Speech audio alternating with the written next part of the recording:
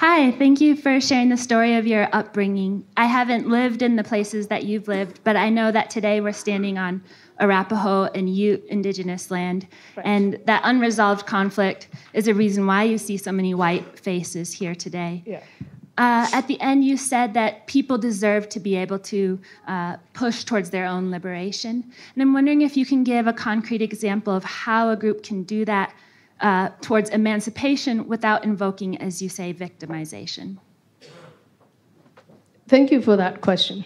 I want to go back to the opening sentence, which is unresolved conflict about the people on whose land we stand. Actually, that conflict has been resolved. Because if it were unresolved, this is the kind of truths that we have to tell one another. If that conflict were unresolved, we would have a line of the Native Americans in front of the people who came here still fighting one another. That is not the case. Conflict is resolved. I want you all to ponder that. It's called history.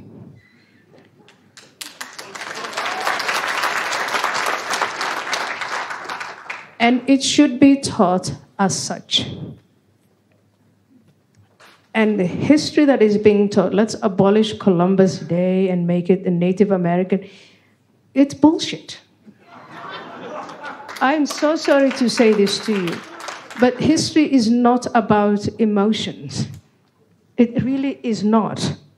And this is why the market for victimhood is, yeah, sure, I'm going to say, I speak for the Native Americans. I'm going to go to the United States government on whatever level, and I'm going to get whatever funds that the United States government is going to pay for, speaking on behalf of the people. And while the Native Americans find themselves in reserves, their children excluded from modernity and from what America has to offer. These funds are going somewhere, and no one is questioning that, because anybody who dares question that is being told, oh, but then you are on a place where history is not resolved. History is resolved. It's called history. It's done. Victimization and emancipation. I think at some point, people find themselves in a situation where they think it is unbearably oppressive, and they want to get themselves out of it. I have found myself in that situation. And you get yourself out of it. You make alliances. And you understand that you're not the only one.